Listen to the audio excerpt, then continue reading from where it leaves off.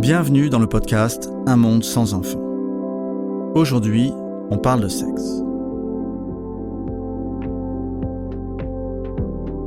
Bonjour, je m'appelle David Duhamel et je suis professeur d'économie à l'ILERI, Institut libre d'études des relations internationales, et enseignant à Sciences Po Paris. Je vous parle d'un monde dans lequel on vit et surtout du monde à venir, un monde sans enfants. J'ai appelé cet épisode la fin du sexe, principalement pour que vous cliquiez dessus. J'aurais pu aussi l'appeler la fin de l'amour. Dans le banquet, Platon soutient qu'à l'origine, chaque être humain était un hermaphrodite sphérique, pourvu de 4 mains et de 4 jambes, de 2 visages et d'une seule tête, avec 4 oreilles et 2 appareils génitaux, un de chaque sexe. Il est dit de ces premiers humains que leur force et leur orgueil étaient immenses, si bien qu'un jour, ils s'en prirent aux dieux. Alors Zeus, pas content, les coupa en deux, séparant hommes et femmes pour toujours. Ainsi naquit le désir inné pour sa moitié, le mythe de l'amour. L'idée qu'il existe quelqu'un d'unique sur la planète pour nous compléter. Une belle arnaque, oui. Amour, sexualité et procréation étaient alors réunis. Il y a quelques décennies, avec la pilule, sexualité et procréation ont été dissociées. On peut baiser sans risquer de faire un enfant. Mais pour l'immense majorité, on ne peut pas encore avoir un enfant sans baiser. Dans ce podcast, je laisse de côté la minorité qui n'a pas recours au sexe pour avoir un enfant. Et là, je ne parle pas de la Vierge Marie. Je pense à ceux qui adoptent, qui ont recours à la fécondation in vitro, et une partie des LGBTQ+. Cela fait du monde, mais cela demeure marginal en termes de chiffres mondiaux. Pour les autres, tout commence avec un paradoxe. D'après toutes les études, la jeune génération est celle qui baise le moins comparée à celle de leurs parents, la mienne, et surtout à celle de leurs grands-parents. Or, c'est la génération qui a le plus d'options. La société n'a jamais été aussi hypersexualisée. Les applications de rencontres offrent un menu infini, plus besoin d'arriver vierge au mariage, souvent plus besoin de se marier du tout. Et au contraire, on peut enchaîner les rencontres, même quand on est une femme maintenant. Pourtant, ouvrez votre fenêtre, jetez un œil dehors. C'est pas vraiment le tournage de Caligula. Au contraire, c'est la panique. Selon une étude américaine, l'adulte moyen baisait en moyenne 62 fois par an en 90 et 54 fois en 2014, soit une baisse de 13%. Dit comme ça, c'est pas la fin du monde, mais c'est bien la trajectoire qui inquiète. En Italie, ce serait pire. D'après Chiara Simonelli, sexologue à l'Université de Rome et numéro 2 de la Fédération européenne de sexologie, 4 couples sur 10 ne baiseraient plus. Et c'est bien la libido masculine italienne qui serait visée. En Espagne, ils ont même nommé un tsar, un personnage public chargé de remonter la sexualité pour booster la fertilité. Italien ou espagnol, c'est le Latin lover qui est visé. Et dans ces cas-là, le français n'est jamais loin. D'abord, je veux rappeler un truc hyper important. La baisse du sexe n'est pas forcément une mauvaise nouvelle. Si c'est parce qu'il y a moins de relations non consenties, semi-forcées, mariages arrangés, etc., tant mieux. Si c'est un choix, évidemment, tant mieux. Mais consenti ou subi, l'abstinence grandissante n'est pas une bonne nouvelle démographique. Et c'est pas une bonne nouvelle tout court. J'ai un scoop pour vous. Le sexe, c'est cool. Les psychologues et les économistes du bonheur le savent bien. Parmi les activités qui augmentent le plus notre bonheur, le sexe arrive en tête, de loin, devant aller au concert. L'humain a besoin de connexion physique et en la matière, difficile de faire mieux que le sexe, à propos duquel Anémone, dans Le Père Noël est une ordure, disait déjà « Quand c'est bien fait, cela peut être très bon ». Ou parlait-elle de la bandade de morue? Je ne sais plus. Commençons par le mariage. Traditionnellement, pas d'enfants sans mariage préalable. Je dis traditionnellement, mais c'est encore le cas en Asie. Or justement en Chine, le nombre de mariages s'est effondré. Moins 40% entre 2013 et 2019, c'est-à-dire avant le Covid, qui n'a rien arrangé. Précédant de 2 ou 3 ans l'effondrement des naissances. Moins 40% toujours entre 2016 et 2021. C'est cousu de fil blanc cette histoire. Les femmes asiatiques, les chinoises notamment, rechignent à se marier pour éviter de se transformer au mieux en intendantes de la maisonnée, au pire en domestiques de la belle famille. Au Japon, où 95% des naissances ont lieu au sein du mariage, il n'est pas rare qu'une fois le bébé arrivé, la mère installe son futon dans la chambre de l'enfant, afin que le père ne soit pas dérangé. Mais c'est pas un truc asiatique, les taux de mariage sont en chute libre partout. Aux USA, 44% des adultes millennials, ceux nés entre 85 et 2000, sont mariés. Or c'était le cas de 60% de leurs parents et 81% de leurs grands-parents au même âge. De toute façon, comme le chante Stromae, qui dit mariage dit divorce. Et en France, environ 50% des mariages s'achèvent en divorce. Le divorce est devenu commun, et c'est sans doute pour le mieux. Un mariage sans possibilité de divorce, n'est-ce pas une prison ? Donc le divorce permet de recommencer sa vie. Très bien. Mais ce que je trouve intéressant, c'est combien les motifs de divorce ont changé avec le temps. Esther Perel, la célèbre thérapeute pour couple, raconte que dans les années 80, les couples se séparaient parce qu'ils n'étaient pas heureux, et qu'ils se séparent aujourd'hui parce qu'ils pourraient l'être plus heureux. Cela raconte une société plus exigeante où l'individu est plus libre, mais paye cette liberté d'un sentiment d'instabilité, d'insécurité. L'avenir amoureux et familial est moins clair, donc on va faire moins d'enfants. Le psychologue israélien Dan Ariely a à ce sujet une anecdote un peu déprimante. Selon une étude à propos du mariage en Inde, les mariages d'amour sont plus heureux que les mariages arrangés. Mais seulement les 3 premières années. Ensuite, cela s'inverse. La raison invoquée par Ariely ? Au moins dans un mariage arrangé, les rôles sont bien définis.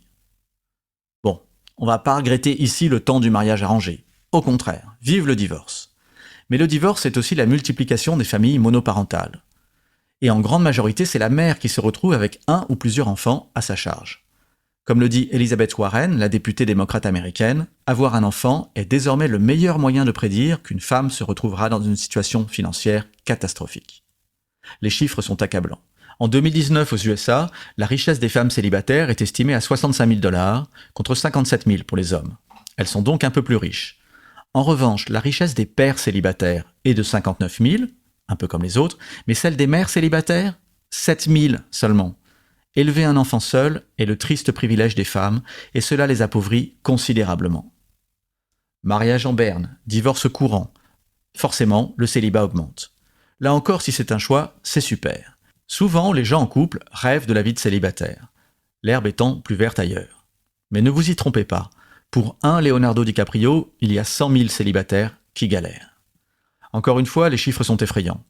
Aux USA, le taux de célibat est passé de 22% en 1920 à 50% en 2014. En Inde, entre 2001 et 2011, le nombre de célibataires a augmenté de 39%. En Corée, la majorité des adultes de 20 à 44 ans est célibataire. Vous avez en tête Don Juan ou Casanova, mais avec le célibat grandissant, on voit apparaître de l'asexualité, c'est-à-dire l'absence totale de vie sexuelle. Aux USA, selon une étude récente, la moitié des jeunes hommes de 14 à 19 ans n'a aucune activité sexuelle, même pas masturbatoire. Et pour les femmes, c'est presque les 3/4. Au Japon, en 2015, 43% des 18-34 ans sont vierges.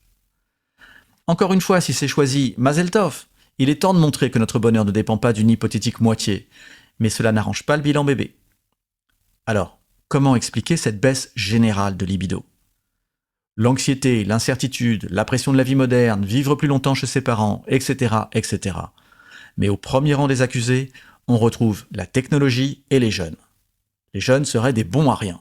Ça, Platon le disait déjà à propos d'Aristote. Bon, il était sévère, le Platon. En gros, les écrans transformeraient les jeunes en bons à rien. Bruno Patino, dans La civilisation du poisson rouge, raconte comment le poisson rouge ne peut se concentrer que 8 secondes et l'internaute seulement 9. Les écrans rendraient les jeunes impropres à la drague. À passer environ 7 heures derrière un écran, ils ne sauraient plus comment interagir dans la vraie vie. Or, pour faire un bébé, il faut bien commencer par adresser la parole à quelqu'un ou à quelqu'une. De plus, les bouleversements technologiques rendent possible une vie en dehors du monde, une vie sans contact physique. Comme d'habitude, le Japon est devant nous, une fenêtre vers le futur proche. Et que voit-on au Japon ? 1. La technologie permet de tout faire de chez soi. 2. Elle offre de plus en plus de possibilités de sexe tout seul. Au Japon, les poupées gonflables ne sont plus gonflables depuis longtemps, et les sextoys masculins sont communs. Ajoutez à cela le fait que les Japonaises sont de plus en plus exigeantes, et elles ont bien raison de l'être, et vous comprenez qu'un nombre grandissant de jeunes Japonais restent à la maison sans prendre le risque d'être rejetés. Et puis, il y a Tinder, ou plutôt le Tinderverse, le monde désenchanté des applications et des sites de rencontres. Aux USA, c'est 40% des rencontres amoureuses hétéros qui naissent dans le Tinderverse et 70% pour les rencontres homosexuelles. En France, c'est déjà plus de 15% et c'est en augmentation rapide. Théoriquement, Tinder et compagnie permet à chacun de rencontrer une quasi-infinité de personnes. Cela devrait démultiplier notre vie sexuelle. Théoriquement. Dans la pratique, c'est très différent. Seule une petite minorité participe à la fête à la saucisse. Et la grande majorité est en souffrance dans ce supermarché de la drague où chacun est à la fois client et marchandise. En 2015, sur Tinder, il y a eu 1,8 milliard de swipes et seulement 26 millions de matchs, soit un ratio de succès de 1,4%. Pour les hommes, qui sont beaucoup plus nombreux que les femmes sur les applications, leurs messages reçoivent en moyenne une réponse sur 113. Et c'est une moyenne. En fait, le top 20% des hommes ramassent tout, et pour les autres, rien. Le nombre médian de messages pour un homme hétéro sur Tinder est de 0. La moitié des utilisateurs n'a aucun message. Et pourtant, les hommes restent sur Tinder. Ils sont addicts, car les applications de rencontres sont gamifiées pour nous rendre dépendants du shot de dopamine, qu'est un like, ou mieux, un match. Ainsi, le Tinder nous assigne à une usine à malheur, où le goutte à goutte de dopamine ne masque pas le sentiment grandissant de faire quelque chose de profondément mauvais pour soi. À ce titre, googlez en anglais « Tinder me fait sentir »,« Tinder makes me feel » et laissez Google compléter la phrase. Il vous dira que Tinder me fait sentir déprimé, moche, sans valeur, mal, suicidaire, anxieux. Alors ne comptons pas sur Tinder pour relancer la sexualité et derrière elle la fertilité. Mais blâmer Tinder, c'est trop facile. Qui est-ce qu'on pourrait accuser en plus ? La pornographie ? Pourquoi se priver ? En 2007, année de son lancement, Pornhub contenait 134 heures de pornographie. En 2019, presque 7000. Attention, pas 7000 heures, 7000 années. La pornographie est toxique, cela ne fait aucun doute. Mais façonne-t-elle les comportements ? Je n'en suis pas certain. Le porno existe depuis longtemps. La génération du baby-boom a connu les Champs-Élysées truffés de cinéma porno dans les années 70.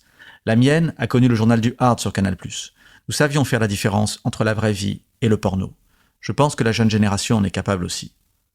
Cela dit, dans notre société hypersexualisée, fleurissent les statistiques sur les pratiques sexuelles. Et l'hétéronormativité et le patriarcat sont mis, à juste titre, en accusation. Comme le dit joliment la sociologue Irène Théry dans un récent entretien au journal Le Monde, ouvrez les guillemets, il demeure une dissymétrie entre une sexualité masculine de conquête et une sexualité féminine de citadelle, fermez les guillemets. Un déséquilibre que MeToo peine à régler. Les femmes sont prêtes à passer à autre chose, mais les hommes traînent les pieds. En ce qui concerne le plaisir féminin, il y aurait long à dire, et rien n'indique que je sois bien placé pour en parler. Ça m'a jamais arrêté. Daisy Le Tourneur, dans « On ne n'est pas mec, on le devient », décrit un déséquilibre d'orgasme. Vous pensez que j'exagère ? Permettez-moi de vous suggérer une expérience. Lors de votre prochain dîner en ville, demandez à vos convives de dessiner un clitoris. Nombre d'entre eux, hommes ou femmes, en sont incapables. Un pénis, les yeux fermés. Mais un clitoris ? Ce n'est pas étonnant. Il a fallu attendre la fin du XXe siècle pour qu'existe une représentation en 3D du clitoris, alors que le premier godemiché, lui, date du néolithique. Le plaisir féminin n'a jamais été une priorité. L'étude des recherches Google le démontre encore. En matière de sexe oral, les femmes demandent à Google comment faire des fellations. Que demandent les hommes ? Comment expliquer aux femmes comment faire de meilleures fellations ? On n'est pas rendu. En résumé, les jeunes usent d'une technologie qui les rend moins aptes à la rencontre et parfois leur permet de vivre totalement hors du monde. Tinder les éloigne du sexe plutôt qu'il ne les en rapproche. Les jeunes femmes aspirent à d'autres cieux, plus joyeux et moins patriarcaux. Le célibat se généralise, parfois sous une version asexuée. Et le couple, lorsqu'il existe, prend des formes moins stables qu'autrefois. Le mariage est moins courant et mène une fois sur deux au divorce. Toutes ces évolutions sociales ne sont pas définitives, et le sexe, comme la procréation, doit être toujours l'objet d'un consentement. Mais pour l'instant, elles pèsent toutes sur la fertilité. À nous tous d'inventer une sexualité plus apaisée et plus joyeuse. À ce sujet, je vous laisse commencer.